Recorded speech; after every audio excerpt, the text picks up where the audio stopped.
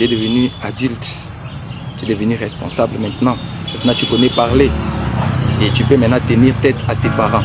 Surtout en Europe, en Amérique. On m'a dit que vous êtes capable de traîner vos parents en justice. Vous êtes capable de répondre à vos parents comme vous voulez. Tu as intérêt à me suivre jusqu'à la fin et ceci va te bénir.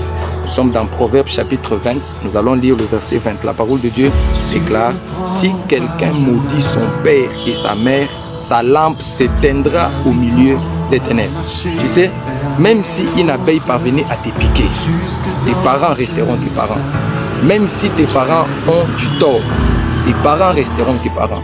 Tu as intérêt à les honorer parce qu'il y a une grande promesse qui est attachée à un enfant qui obéit et qui honore ses parents.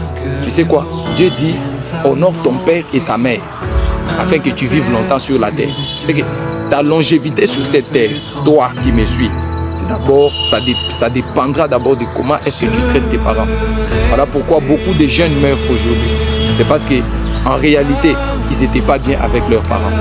Toi aussi qui me suis, si tu n'es pas bien avec tes parents, c'est le moment maintenant là d'arranger. Écoute, Joseph était devenu grand dans sa vie. C'est parce qu'il avait obéi à son père.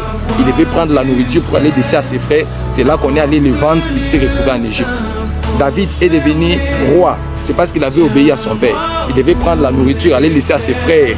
Et c'est comme ça qu'il a renversé Goliath. Tu sais, même Saül est devenu roi. Il devait aller rechercher les ânes de son père. C'est comme ça qu'il est devenu roi. Écoute, même Samuel est devenu sacrificateur parce que sa mère l'a pris et l'a déposé là-bas. Donc si toi, tu ne comprends pas que tes parents ont une grande clé pour le déclenchement de ta destinée, alors tu fais mal. N'éteins pas ta lampe. Tes parents sont une lampe pour toi. Que le Seigneur te bénisse. C'était votre émission Un coup d'œil dans les Écritures, une émission évangélico-prophétique qui vous bénit et qui vous fait du bien. Aidez-nous à partager nos vidéos, question de nous soutenir. Que Dieu vous bénisse encore.